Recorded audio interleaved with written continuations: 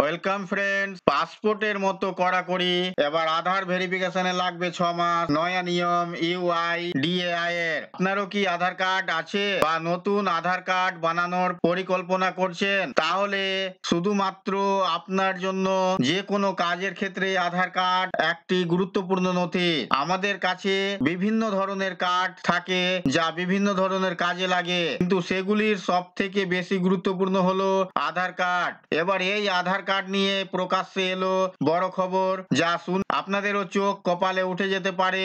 আধার কার্ডের জন্য দেশে একটি নতুন ব্যবস্থা চালু হতে চলেছে, যেমন পাসপোর্ট ভেরিফিকেশন করা হয়, যার জন্য অনেক সময় লাগে।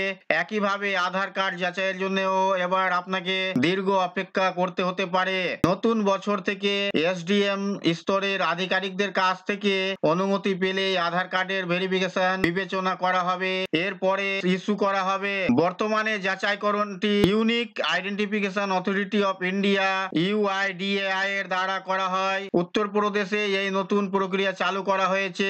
এই প্রক্রিয়াটি শুধুমাত্র 18 বছরের বেশি বয়সীদের জন্য প্রযোজ্য হবে। আপনি যদি আধার কার্ডে কোনো আপডেট করতে চান, তবে পরবর্তী প্রক্রিয়াটি অনুসরণ করতে হবে। অর্থাৎ একবার আধার কার্ড তৈরি হয়ে গেলে এই প্রক্রিয়ার মধ্য দিয়ে যেতে হবে না।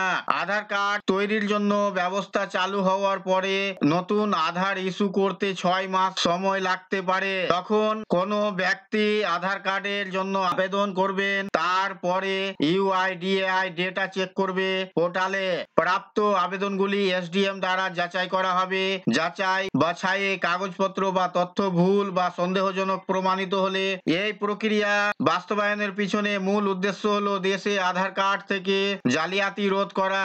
অনেকে ভুয়ো আধার কার্ড তৈরি করেন এবং সহজে তাদের পরিচয় লুকিয়ে রাখেন, তাই আধার কার্ড ইস্যু করার নিয়ম আরো কঠোর করছে সরকার।